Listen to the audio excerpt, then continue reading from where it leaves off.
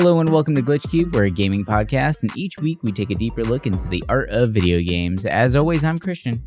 I'm Chris.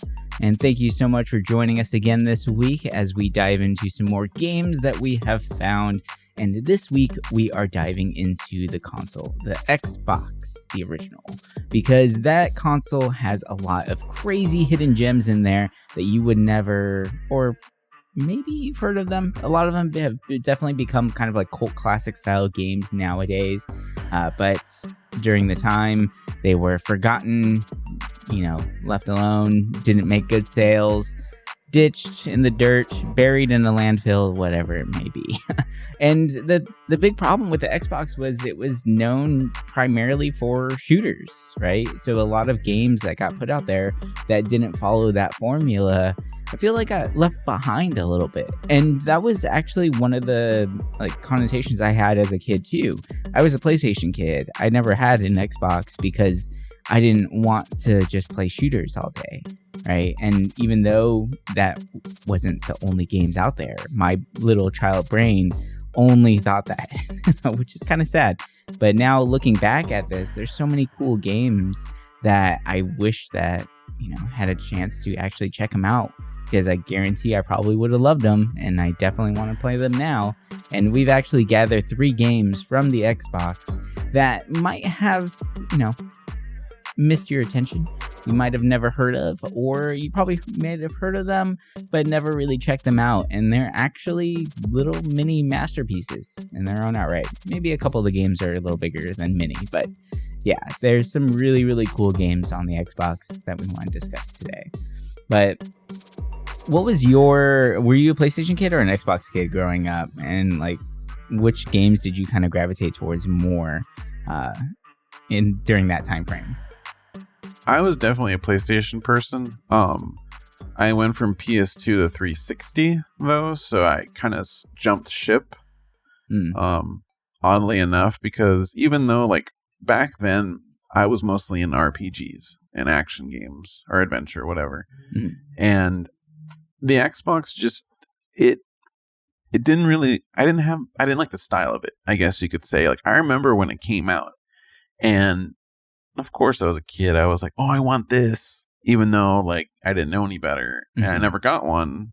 But I was always like, oh, this is kind of fun. And I would play at, a Walmart or Sears, at the little, kiosks. They always had games playing. And I thought it was cool. At the time, I didn't like the Duke controller. It was just... It's too big. Too weird. Yeah. I didn't like the black and white button. For some reason, those buttons pissed me off. I don't know why. Now I think it's cool. It's a cool controller. It's big, but it's unique. And I guess one of the reasons why I never really got into the original Xbox is that I just felt like it was a Dreamcast killer.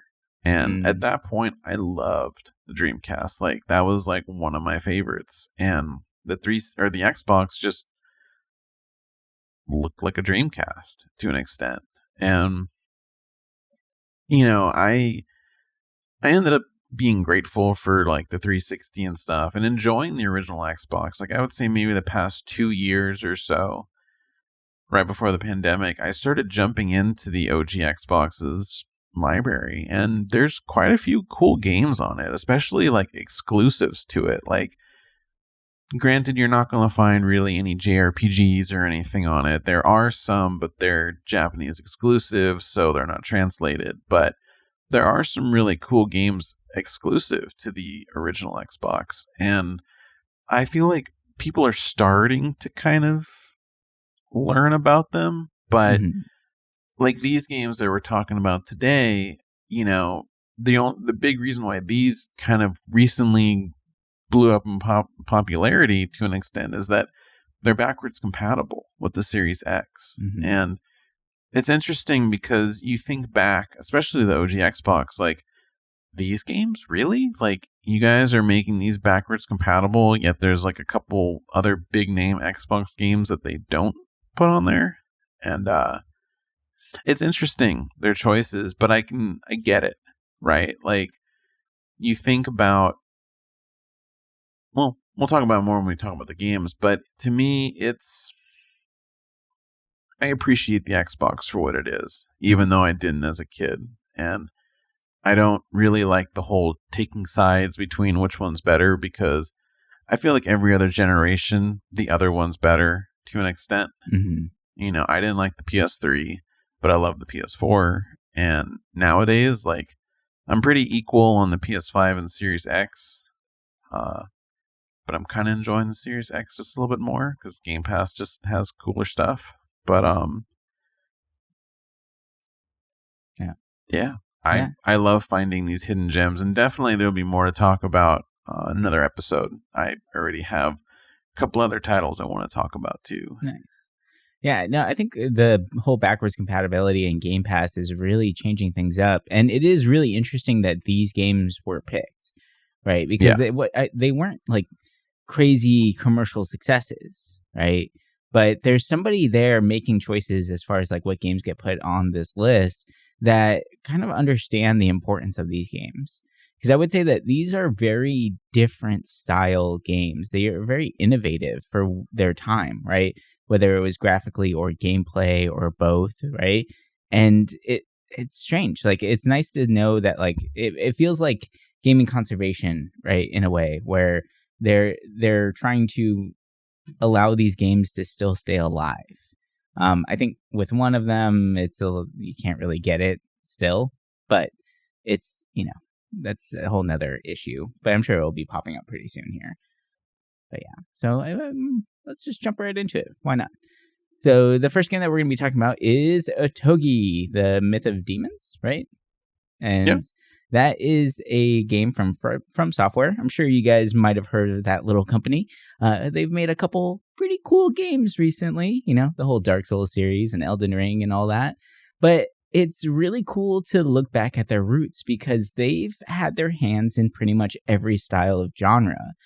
And it's funny looking back at this game now, like the more I've been watching it, all that, and like listening to some of the gripes about it, even because I did want to see why these games weren't really like as successful or remembered, or it doesn't feel as if they were as remembered as they should be, despite actually having pretty high ratings. But it feels like a direct predecessor to the Dark Souls series. It feels like a proof of concept almost, right? Like, you can tell that somebody in that studio really liked this punishing style of gameplay, and maybe it just kind of came out a little too early. But Otogi was actually a reaction to a competitor, and a game that I actually played quite a bit, which was Devil May Cry. And Devil May Cry was hard as fuck. Like, that game was insanely difficult, and it was probably one of the first games that I remember playing that challenging became fun, right? And like, that was a really weird concept back in the day, where a game that almost felt impossible to beat can still be fun. And Otogi definitely has that formula behind it, which is really cool to see. And not just that, the graphics are really interesting to look at. The fighting style is actually very smooth and clean. The combos are a little light, right? You can only do 4 hits at a time. Then your character kind of has to take a little break. But you do need to chain the combos properly. And I did actually like the fact that you do have to start your combos with a light attack, and then you can start chaining in different things, which was really interesting. So you do have to kind of change up your gameplay a little bit there.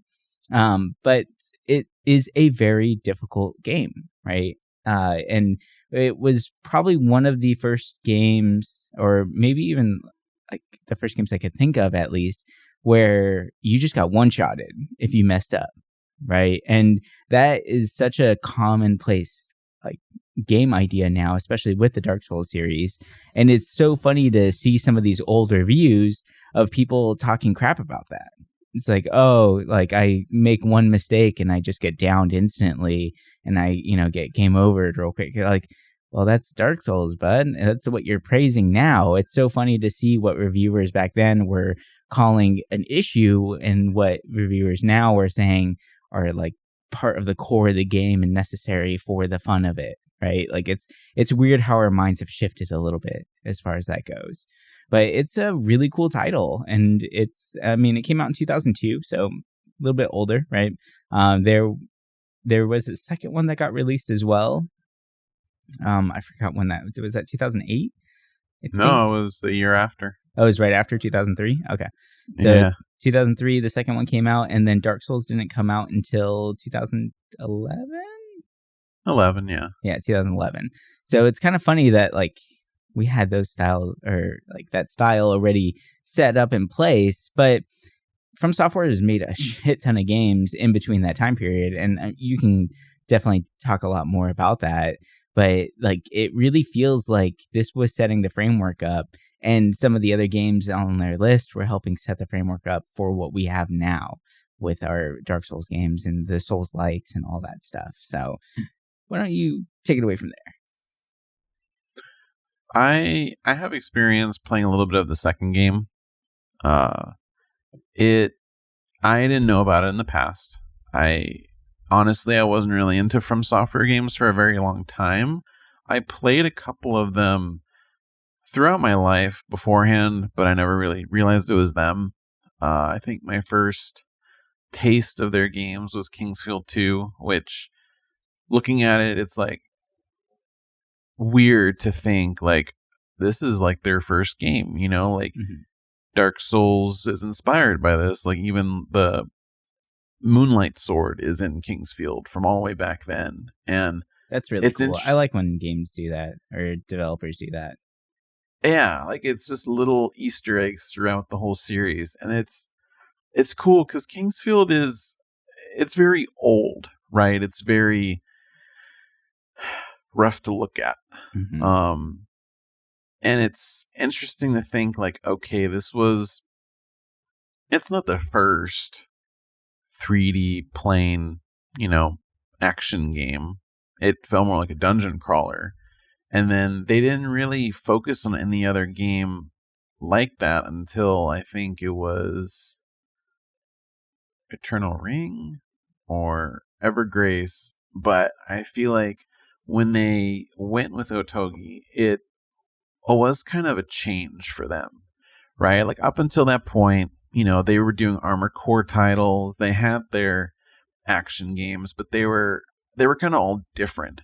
They were more like action RPGs, like Stats, or they had the Shadow Tower series, which was a dungeon crawler. Nothing really, I don't say open worldy because they're kind of stage based. And the thing I like about Otogi is that it reminds me a lot of Sekiro. And with the stage-based side of it, it reminds me a lot of Neo. And it's interesting because I could see the comparison to Devil May Cry. And as someone who enjoyed the first 3 games a lot in that era, I can see it. It's definitely their slower pace style. Like when you just watch the intro to the sequel, you can be like, oh, this is a From Software game. So it's a very slow talk, very slow intro. Like, it's just them. All their games kind of have that. And to think From Software, like, post 1999 or 98, they were coming out with multiple games a year. Nowadays we just see a Dark Souls every couple year or somewhat of a Souls game. But back then, they were pumping out games like no tomorrow, and they were all different kinds either. They weren't all the same genre, which is kind of interesting because you'd be like, well, aren't they going to do this engine or something like that? But it's like this year alone when it came out, there was, Lost Kingdoms for the GameCube, card battling game, which it was cool. It's another cult classic for that era. I think for them, they seem to make cult classics for certain platforms, right? Like GameCube had Lost Kingdoms, Xbox had Otogi. Obviously, the PS2 had a much bigger amount of their catalog with Armored Core and all their other like experimental stuff. But this game was just so different compared to what they had. It was fast-paced, stylish. It takes place in a alternate reality of Japan, focusing on folklore, and it's just really cool. It's fascinating to see like how they've evolved just from the 10 years between that and Dark Souls. Mm-hmm. You know, it's after, I think it looks like maybe more than 20 titles between Dark Souls and Otogi 2. It's interesting how refined they got with their titles. It's like crazy how long From Software's been around. Actually, like really thinking about that, right? Since 94. Like, yeah, that's insane, right? Like, that's, what is that, 28 years now? Yeah. So they've been making games for 28 years, and they're still making huge games that make such a big impact that they are changing the gaming landscape. Like, that's impressive. That's really, really impressive. From a game company that almost felt like in the beginning and in its early stages, or at least for the first 15 years of its development, that they were kind of all over the place. They didn't really know exactly where they wanted to put all their resources or a major chunk of their resources. They just wanted to make games, which is really cool to see how passionate they are about that, right? And they weren't afraid to take risks and change things up a little bit. But then once they found their formula and their niche, like they've owned that. And like From Software has become Souls games, right? Like and every Souls game gets related, or Souls-like game gets related back to From Software. Like they've really made a huge impact that is kind of insane to think about. And they're definitely going to be remembered for ever, I would say. It's interesting because it's like they kind of, like you said, they've been mostly focusing on their Souls titles. I know soon they're coming out with a new Armored Core, which will be interesting to see because there hasn't been a new one since 2013. Wow. So I'm very interested to see how that has evolved. Something else I kind of learned is they had a title come out in 2018, which was a VR game.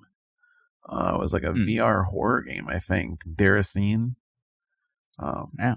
Never knew about it. It looks kind of interesting. I just got a PSVR, so I'm thinking, why not? I should try this out.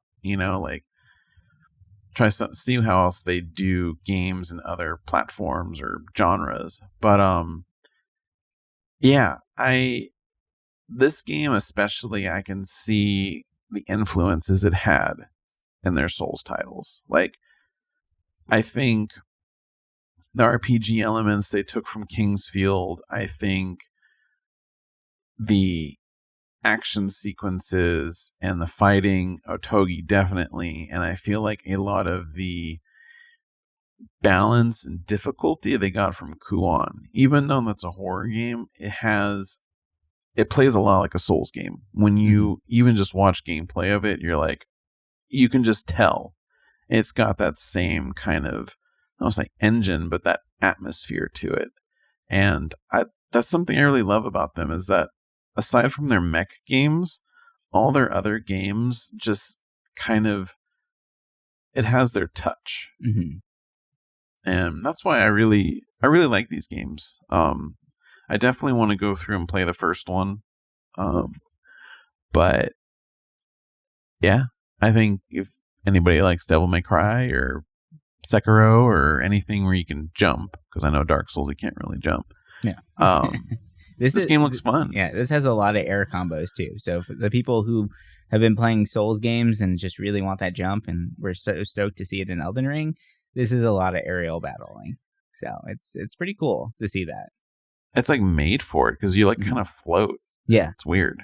Which I would say is a direct, exact copy of what Devil May Cry was doing, right? Like, yeah, you're super floaty in that game. I mean, you can literally propel yourself up with your guns, So everything about it was like chaining combos, aerials, things like that. And you even get a score at the end of each level, just like arcade system style. It's really funny, like how many connections there are between these two titles.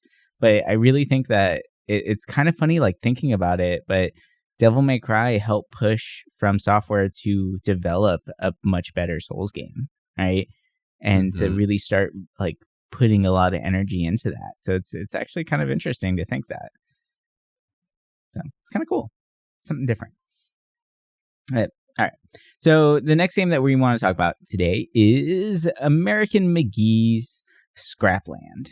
Now, this title is very interesting, a little quirky, a little weird, but it's a really impressive title for for how big the team was that originally made it, right? Like it's crazy how much stuff is actually loaded into this title. And I think that's what was really like blowing me away. I never actually got a chance to play it when when it first came out. There is a remaster that got released last year in December, which is really cool. So it shows that of how important this game is to people.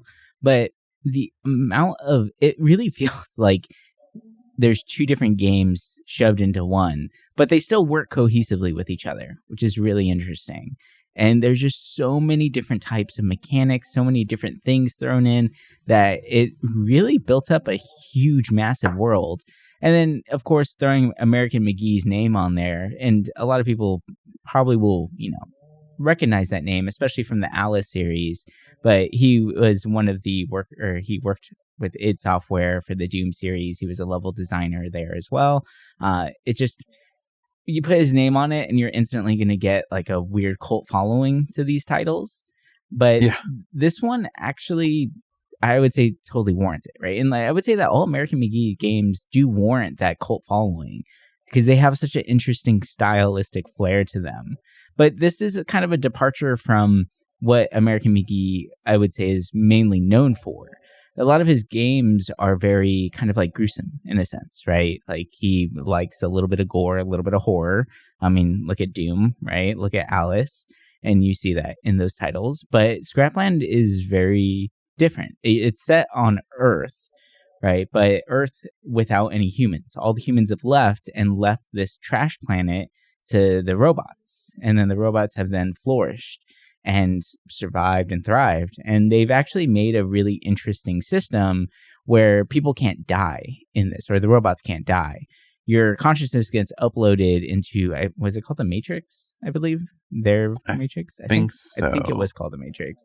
So their consciousness gets uploaded in the Matrix, and then you have to basically pay for lives. So cash is king in this world, which I think is really funny, right? So it's kind of like a whole homage to the idea of capitalism. And it's funny to see like a set of robots evolving to then becoming so dependent on the idea of cash. And some of the abilities that are in this game, like I'll go over one of them that I think is just kind of hilarious, but you can change your consciousness into a different robot, right? And one of the robots that you can actually hop into is the banker, which is actually just a straight up vampire. But instead of sucking blood or energy out of the other robots, you're taking money out of their pockets. So, like, it's just a really funny mechanic.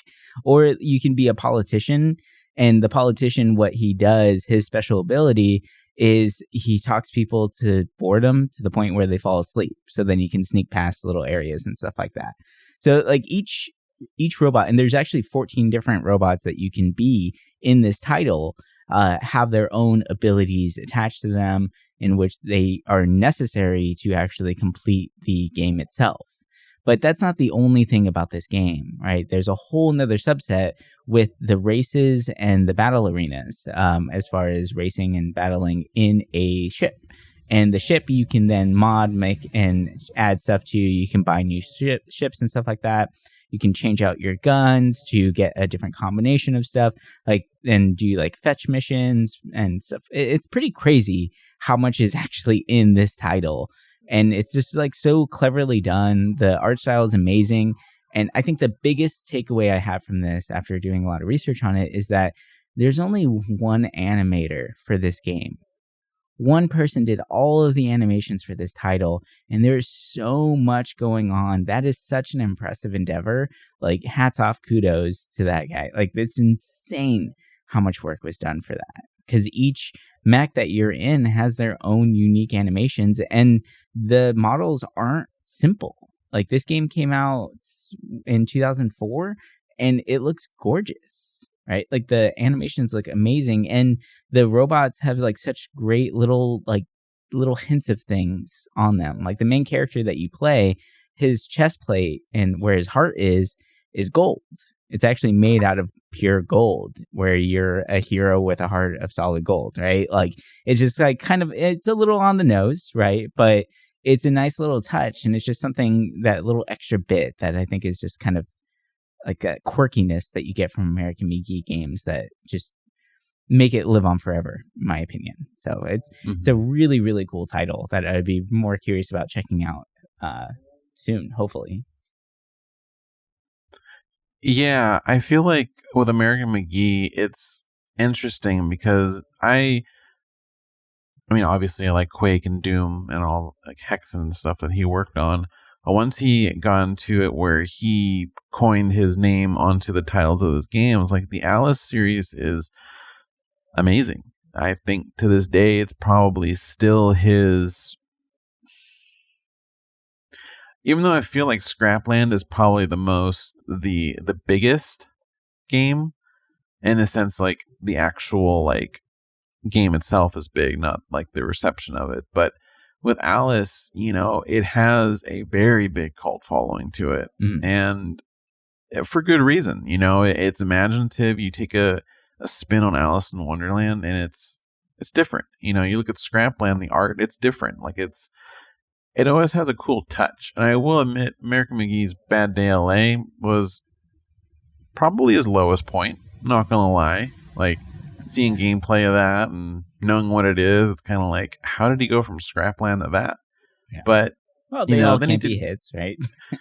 Yeah, and he did Grim After, which it's his touch again on a fairy tale, and it's cool. It's interesting seeing how quite a few of his games are based off of fairy tales and dark imaginations of it, and then you look at Scrapland, it's like not dark at all. It's robots. It's cool. And the one thing I'll say about the developers, Mercury Steam, once who made Scrapland, it was their first game, and this was back 2004. They did the 3D Castlevania games, which not the best either, but they were cool. They were different. I think nowadays you can play those games and think they're all right. Whereas I remember back then people hated on them so much. But what they're known for recently is they did Metroid Dread.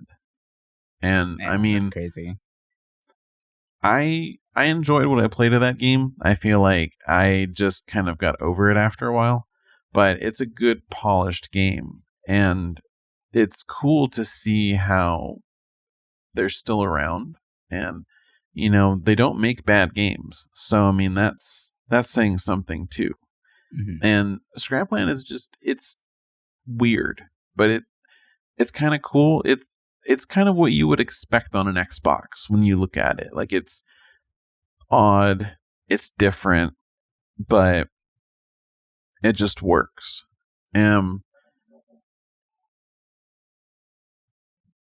I think, like you were saying, they tried too much, or they did too many different things. Like the city, everything, it's huge. Like the on foot, like places where you run to, it is crazy how big it is. Like it feels almost like a GTA game with like how far you can walk and just how much there is to explore.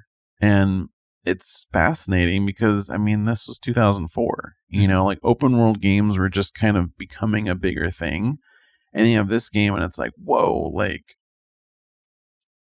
I mean, I wouldn't expect it when you look at this game. I would think it's more like a Ratchet and Clank kind of game. But this game really did try to do some cool stuff, with the ship battles, which were very interesting. And it's cool. I think I want to check out the remaster to see like how much it got fixed. Because I remember the original Xbox, I think there was a lot of like frame drops, which to me is kind of annoying. But it makes sense for how big the game was, to be honest. Yeah. What an ambitious project for a first game. That's crazy.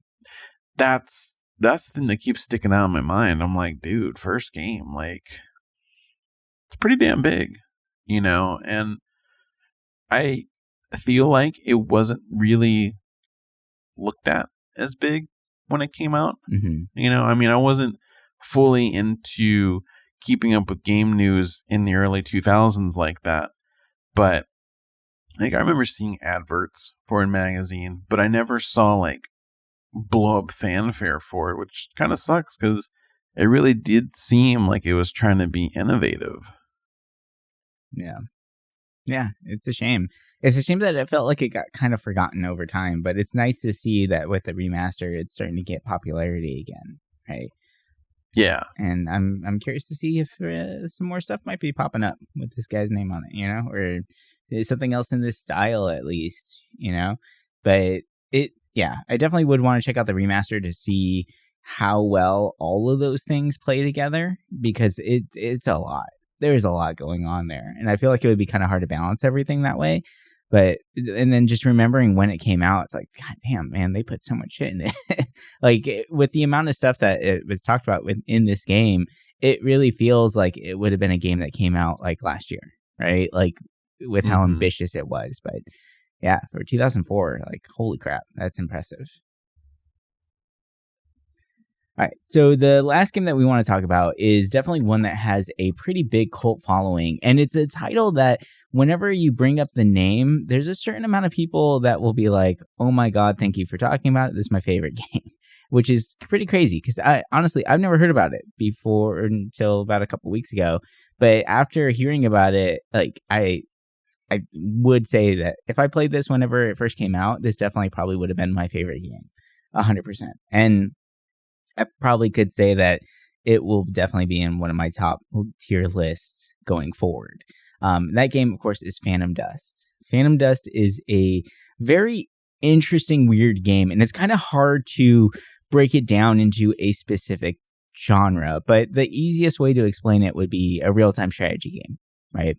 But the way that you actually battle out in this title is very different. You can say that it's much more similar to an actual card game. So it's it's posing that question, at least, of what if card games happened in real life, like they do in the animes, right? Like, you watch these animes like Yu-Gi-Oh! People are battling and, like, their beasts are taking out giant buildings and all this stuff. People are going to Shadow Realm, all that crap, right? But that's what Phantom Dust does. And it's pretty cool to see, and I really do like the pacing behind it. It's not super fast paced, but it does at least give you something to do in the downtime that a modern day card game doesn't, right? So the story behind it is actually kind of interesting as well, where everybody wakes up and has amnesia. Nobody knows about their past, anything. They just kind of have these little remnants of ruins in their memories, and that's about it, really. And you're kind of trying to unfold that little avenue, or like figure out what's exactly going on. And out in the real world, or out in the world itself, there is this thing that's called Phantom Dust. And Phantom Dust is actually the dust that is creating that amnesic, syndrome, I guess, is the West. Yeah, it's causing everyone to have amnesia. Trying to think of a different way of saying that, but no, but what the Phantom Dust is doing too, so it has two different effects. It actually causes the amnesia, but it's also awakening some powers within certain people that are susceptible to it, right? And you happen to be one of the people that wakes up. I think you get picked up by a group that's called the Vision, and you have to work with them. And you have powers too, right? So whenever you're going through, you get put into like different battle arenas, and before that, you have to set up your deck. And it's kind of interesting too, because typically with card games, like, you make a deck and you run with it, right? But one of the things I do really enjoy about this, and some people in the reviews did say that this gets a little tedious at times, but you have to change your deck up depending on not just who you're going to be battling against or what mission you're going to be going and accomplishing, but the arena itself too. Like, you have to balance based off of that as well. If you are in a very small, cramped arena, then long-range weaponry is going to be really hard to actually hit people, because you can actually dodge, move out of the way, hide under structures, depending on what attack is being thrown at you.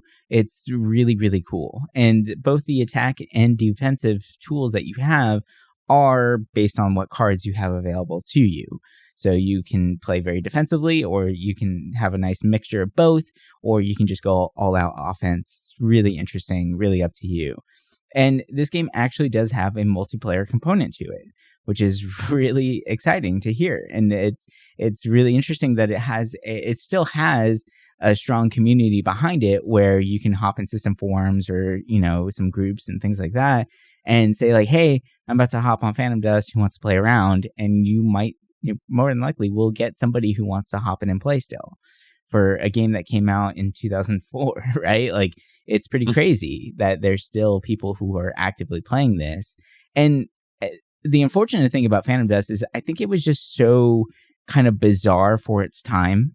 It's such a different style of gameplay that it really did not do well when it first came out. I believe it sold only like 50,000 units in the first month between both Japanese and Western market, which is really nothing. It's really, really bad, unfortunately, because this has become like a definite cult classic style of game, and it just looks so rad. And the one thing that really, really, really blows my mind about this game, and not just this one, but all of them that we've been talking about, is for being games that came out on the Xbox in the early 2000s, the graphics are phenomenal. Like, they look so, so good. And in particular, Phantom Dust looks amazing for when it came out. Like, I don't, like, they really pushed that engine as far as it could possibly go to make a really beautiful product. And it's really, really cool. And what's great about this is it's free right now on Xbox Live, right? Like, you can go and play this right now, which is so cool. And it was definitely one of those weird ones. It's like, why this game? Right? Like, this technically failed. This is technically a failure game, but why bring this one back over all of the other games that probably did better on the Xbox? Why this title? And I think it's because of the innovation that was attached to it. This is a really innovative and different style of game. It's something really interesting that I think definitely needs to be remembered, needs to be played, and needs to be studied, because there needs to be more games like this. Like, card games are on the rise right now, and we're getting so many of them that they're getting kind of boring. And I know that's weird for me to say because I love card games, but I'm getting kind of over them. And this seems like a really nice way of having that card game mechanic, but making it fresh again. But it's so weird to say that we're making it fresh again when they're talking about a game that came out almost 20 years ago, right? Like, they fixed it 20 years ago. They found out how to keep it fresh, how to keep it active, and we seem to have forgotten it. So it's very clever and really, really cool. But this is one that I definitely want to check out more of. Yeah, it's when I learned more about this game, all I could think about was this game is perfect for you. Like, the way the battle system is, everything about it, it's cool. And I remember hearing about this in the magazine. And granted, remember, I wasn't really big in the Xbox back in the day, but I remember always wanting to play Panzer Dragoon as a kid, because I didn't have a Sega Saturn. And knowing that the creator of Panzer Dragoon worked on this too, Yukio Futatsunagi, I think that's how you say it. I'm really bad at that. But he worked on all the Panzer Dragoon titles, and then, worked on Phantom Dust. And even though they're totally different games, there's something about his style. And it's not that he's able to make cult classics, but there's some sort of polish to it that just make it stand out. And I recently played Phantom Dust because, it is free, which is awesome. And it is really cool. And it blows my mind that we really don't have anything similar to it nowadays. Like you said, card-based battle games, to me, have gotten so boring that when I see a card battle in a game, I'm done. I'm not looking at it. Like, for me, my card battling games peaked at, like, Slay the Spire, and that was one I played not too long ago, like Loop Hero, like doing something different with it, right?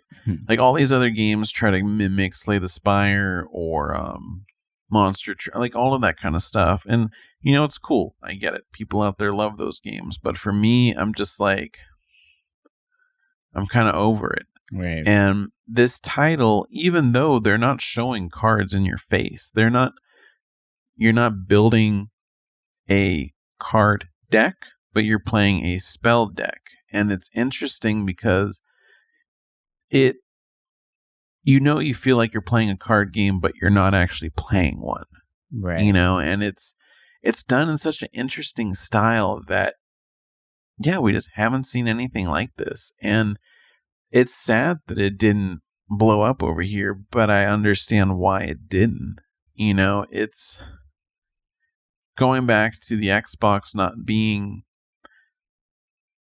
super big in Japan or really anywhere outside the United States. And this is the kind of game that they, like, consumers in Japan would seem to enjoy. Mm-hmm. Like, if this came out on the PlayStation, it probably would have done a lot better. Yeah. Just because of how little the Xbox sold in Japan. Like, it was very little because there weren't many exclusive games to Japan. And that's a big thing. You look at the PlayStation, they have tons of exclusives in Japan. And with the Xbox, like, some of its niche titles like this, they're so fascinating and so different. And it's just sad that it never got big. And like you were saying, you bring this title up to some people, at least people that know about it and played it, they go crazy. They love it. And I love finding games like this that have the community like that. And it's cool that the multiplayer still works, because this seems like the perfect kind of game for it. The graphics look great. Even though it's an Xbox title, it looks like a 360 title. Yeah.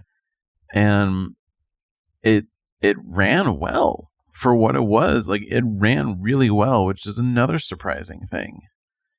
I think that really speaks to the design aspect behind it, like the actual game development, because they really pushed the actual, like, graphics heavily, right? So, like, this game could have easily been, like, a more open worldy, but it was broken down into small chunks, right? Whenever you go into the battle, you go into a smaller battle arena, you go to the main hub world, like, it's a different area, right? So it is broken up that way, which I think allowed them to pump more resources into the graphics themselves, because they're not loading up a whole huge terrain. There's something, like, very smaller specific to that area. So it's really clever design, because it gives you the illusion of a bigger world, but it allows them to actually push the graphics engine that much further, which is really clever. Yeah. And it's interesting knowing that Microsoft was the one that funded this game. Mm-hmm. They funded it because they wanted to reach the Japanese market. And, with I'll just call him Yukio because it's easier to say the first name. It's Futasuji. Mm-hmm. Perfect. Thank you. Mm-hmm. He was kind of in charge of judging whether, a title could release in Japan. Mm-hmm. And it said in, like, 2007, he decided to split away from that, and he made his own kind of company. Like, he co-founded it.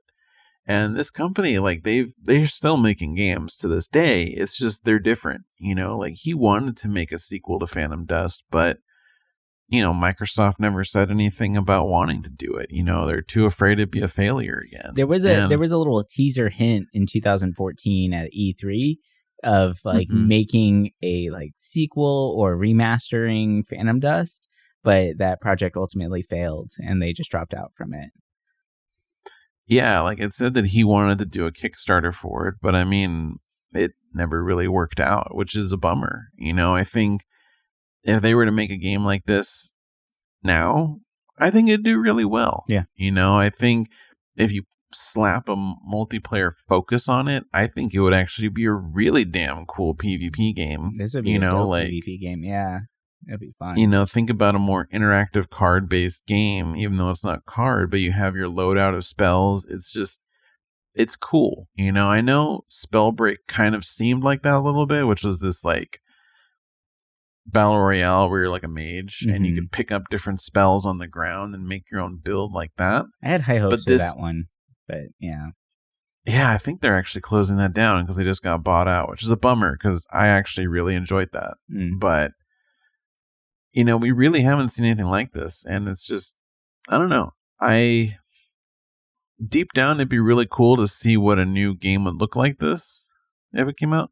Yeah. Sorry, my grammar really fucked up there for a minute. I got a brain fart. But at the same time, I'm also like, I would just love to see him do another Panzer Dragoon. Yeah. Like, that's something I think I would want to see even more. And I know they had the remake of the first game a few years ago, and I heard that they might be doing a sequel, or the sequel's remaster, but I would just love to see more exploration in that franchise as well. Because, I mean, he knows what he's doing. He's a master of it. And it's just, I don't know.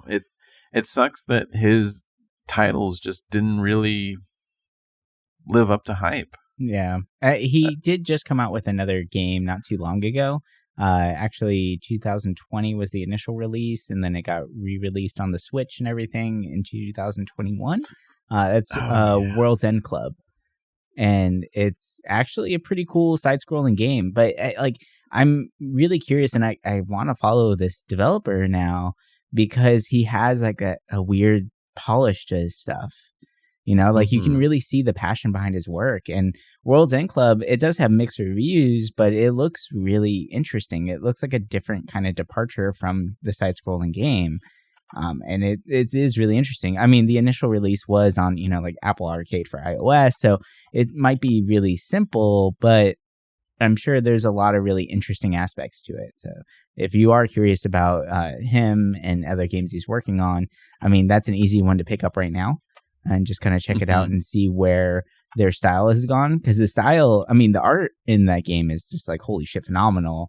Which is the same thing I can say about Phantom Dust, right? Like he always has such a distinguished look behind his titles that are very, very interesting and very cool.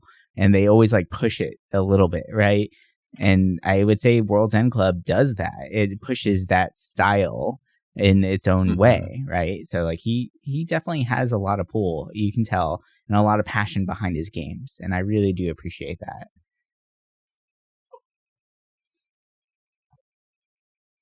But these games, we've talked about 3 little hidden gem games, and there's definitely a lot more hidden gems on the Xbox, not just the Xbox, but Xbox 360 as well, when they started to really depart into some more big JRPGs and things like that, and kind of move away from the classic idea of them just being a shooter console, which is what they're really well known for. And they do shooters very well, but it is really nice to kind of see these titles, to see them still loved and adored today, right? Like they're still really much appreciated, and it shows the appreciation when they're coming back on things like Xbox Live and stuff like that, or Game Pass. Like the fact that they're available today is really awesome to hear, because these games need to be remembered. And Game Pass is a fantastic way of creating a sense of game preservation. And for any developers, designers, or aspiring game designers in the future, you need to play titles like this that really push the envelope a little bit. Even if they technically did fail, they did something unique and different, right? And then you got to kind of analyze, why did they actually fail? What was it? Was it a marketing issue? Probably, right? Is it just a gameplay that wasn't explained thoroughly, right? Or it's just so new to the audience that we don't know how to understand it or what we're actually getting into? That's a possibility too, right? But they definitely did something really interesting, and all of these games have laid an interesting groundwork for the titles we see today. They really, it's funny when we talk about big title games not really pushing the envelope anymore. They might be pushing things graphically, but there's a lot of rinse and repeat in AAA style games. Whereas now we have to look back at indie games to actually see any sort of innovation. But why not look back at some of these older games too?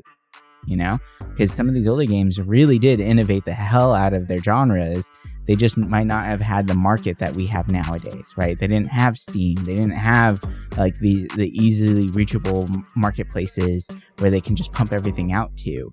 And they're getting kind of forgotten and lost, which is a real shame because these titles are fantastic and they deserve to be studied, remembered, and adored.